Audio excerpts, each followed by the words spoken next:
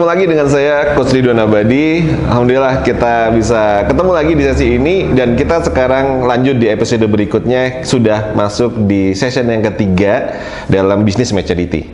Karena yang pertama kita sudah membahas tentang startup, yang kedua kita sudah membahas tentang running, dan kita sudah masuk ke level yang ketiga, yaitu sekarang adalah growing.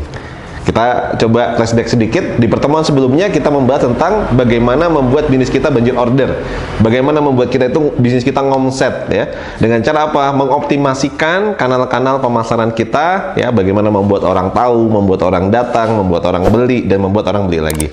Dan satu hal yang menjadi aset di tahapan sebelumnya adalah database.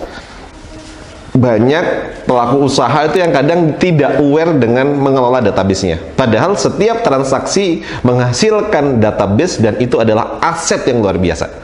Aset yang sangat besar. Customer itu adalah aset yang sangat besar.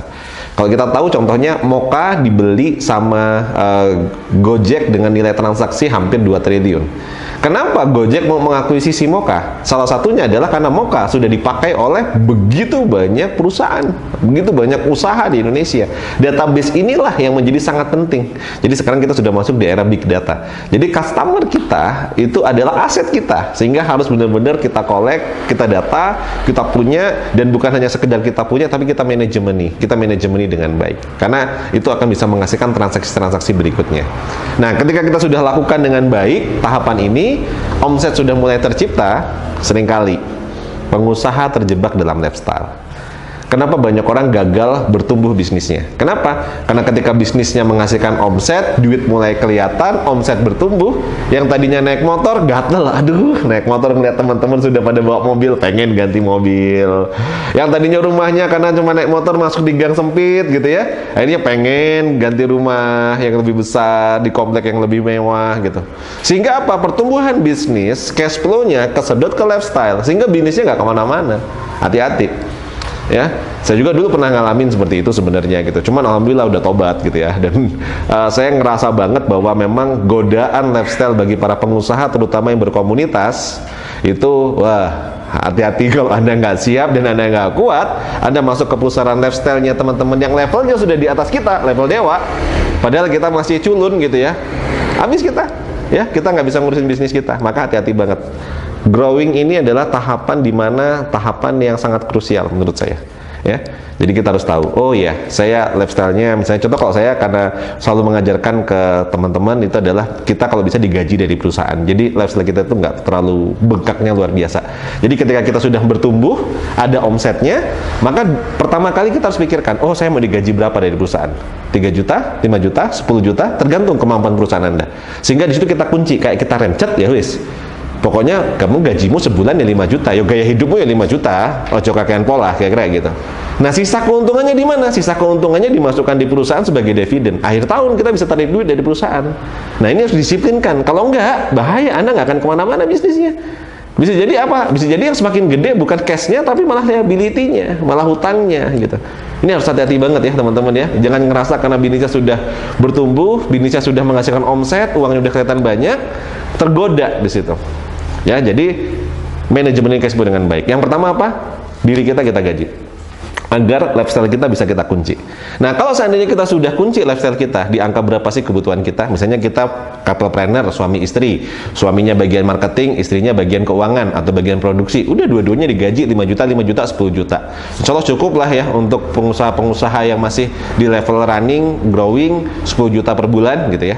Kalau masih kurang, ya gedein lagi perusahaannya, kira-kira kayak gitu, biar nanti Anda bisa dapat insentif, bonus, dan seterusnya. Nah, yang kedua, ketika sudah mulai bertumbuh lagi usahanya, ada duit, mulai gaji lagi orang, rekrut lagi yang baru, maka tahapan ini saya sebut dengan tahapan organization development. Jadi di fase growing ini akan saya bagi dalam 3 episode. Episode ini kita akan membahas tentang organization. Jadi kalau sudah punya duit, apa yang harus pertama kali diinvestasikan di perusahaan? Kalau sudah punya duit, investasi pertama kita di perusahaan adalah organisasi. Susun tim, bangun the Avenger timnya perusahaan kita. Ya, jadi bukan aset yang lain-lain dulu yang harus kita akuisisi, tapi tim yang expert dulu. Kenapa? Karena orang yang tepat akan bisa membantu perusahaan kita berkembang menjadi pesat. Ya. Nah, kuncinya jadi apa? Organisasi. Jadi kita punya hasil lagi, omset bertumbuh lagi. Nah, Anda ukur rasio manpower kita berapa di perusahaan. Misalnya kalau di perusahaan manufaktur rata-rata mungkin sekitar antara 8 sampai dengan 15%. Jadi kalau Anda punya omset 100 juta, jualan makanan atau apa, maka 10%-nya berarti ada 10 juta. Ada alokasi 10 juta. Nah, alokasi 10 juta, 5 juta untuk kita misalnya tadi ya. Berarti Anda masih punya spend 5 juta lagi. Bisalah gaji 2 orang. Berarti sudah punya 3 tim. Terus naik omsetnya jadi 500 juta, berarti Anda sudah punya alokasi berapa? 50 juta. 50 juta mungkin kita naik dikit lah jadi 8 juta gitu ya. Anda masih punya spend banyak tuh untuk gaji orang yang lain. Nah, terus lama-lama nanti Anda akan punya tim. Ada tim produksi, ada tim pemasaran, nanti ada tim bagian keuangan mungkin yang bantu. Nah, organisasi Anda mulai jadi. Nah, di sini Anda harus benar-benar ketika Anda merekrut ya tim ini, Anda harus benar-benar detail. Anda pastikan bahwa orang yang Anda rekrut itu adalah tim yang mau jalan bareng. Kenapa? Karena orang-orang people di dalam perusahaan ini akan menentukan arah perusahaan ini mau kemana, produktivitasnya seberapa besar ya. Nah, jadi di tahapan yang pertama dalam membangun di tahapan grow tadi adalah organization development ya. Di organisasi development apa? Satu yang harus Anda lakukan. Yang pertama, susun struktur organisasi. Ya, di organization development saya lagi susun struktur organisasi. Nah, menyusun struktur organisasi itu gimana caranya? Menyusun struktur organisasi yang harus Anda lakukan adalah dengan cara Anda susun dulu bisnis proses usaha Anda itu kayak mana. Nah, ini kebanyakan kesalahan para entrepreneur, strukturnya dibuat dulu, baru dibuat job desk-nya buat SOP-nya tanpa berbicara tentang proses. Sehingga apa? Proses dipaksakan ikut struktur. Nah, ini menurut saya kurang tepat. Tapi yang benar apa? Pada saat di sini tadi Anda mulai itu ada aktivitas apa aja di perusahaan Anda. Oh, ada bagiannya purchasing, ada bagian apa. Terus Anda buat bisnis prosesnya. Dari proses bisnis itu tentukan Anda butuh organisasi seperti apa. Sehingga organisasi satu perusahaan tidak bisa di copy paste ke organisasi di perusahaan yang lain. Sama-sama kulinernya, bisa jadi karena proses bisnisnya nggak sama, organisasinya pun nggak sama.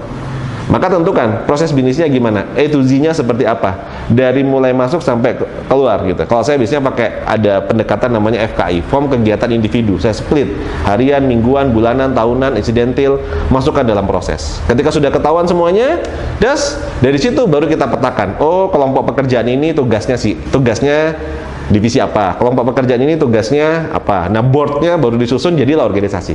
Nah, dari sana, walaupun belum ada orangnya nggak apa-apa, tapi kita udah tahu, ini loh proses bisnis kita, ini loh organisasi yang dibutuhkan, punya duit sedikit, ada orangnya, masukkan. Jadi kita udah tahu requirement seperti apa, spek seperti apa yang kita butuhkan, ya pengalaman seperti apa gitu.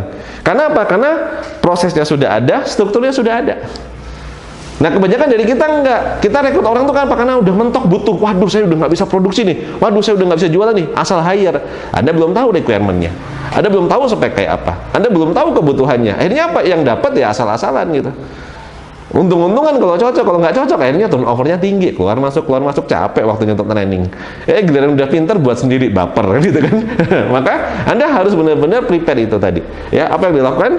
Bisnis prosesnya disusun, buat boardnya, buat struktur organisasinya, bayu hire. Hire tadi dari mana? Ketika omset naik, kita lihat rasio sudah mulai cukup untuk menggaji orang tambahan, cari di divisi mana atau di board mana yang Anda paling keteteran, yang Anda paling nggak mampu ngerjainnya. Masukin orang. Lama-lama nanti organisasi Anda akan penuh. Nah, itu kunci ketika Anda pengen membangun bisnis tadi bertumbuh secara ideal atau secara organik atau benar-benar kuat, benar-benar proven. Kenapa? Karena kadang kita kejebak pengen punya bisnis yang cepat bertumbuh tapi lupa untuk membangun bisnis yang kuat. Nah, agar bisnis kita kuat, apa yang harus kita lakukan? Maka yang pertama, ketika punya uang, apa yang harus kita lakukan? Investasi kepada organisasi. Karena organisasi, dengan hanya organisasi lah kita akan bisa mencapai tujuan. Karena kita nggak bisa menjalankan usaha ini sendirian. We are not a superman. Tapi kita harus membangun super team. Kita harus bangun the Avenger team di perusahaan kita. Itu modal pertama di tahapan ketiga. Di episode berikutnya kita akan bahas yang kedua. Maka jangan kemana-mana, pantengin terus TDA TV. Ketemu lagi dengan saya di session berikutnya, episode berikutnya. Kita akan bahas pilar kedua di tahapan grow. Sampai jumpa. Nah, inilah yang kita sebut dengan sistem. Maka organisasi tadi mulai Anda breakdown. Setiap board Anda pretelin. Oh, board ini job desk-nya apa ya? Apa yang harus dia lakukan? Nah, dalam job desk itu ada 3 paling nggak. 1, tanggung jawab. Artinya apa? Apa yang harus dia capai? Board ini apa yang harus dia capai? Dia harus mencapai apa? Apa yang dia laporkan kepada kita sebagai pimpinan?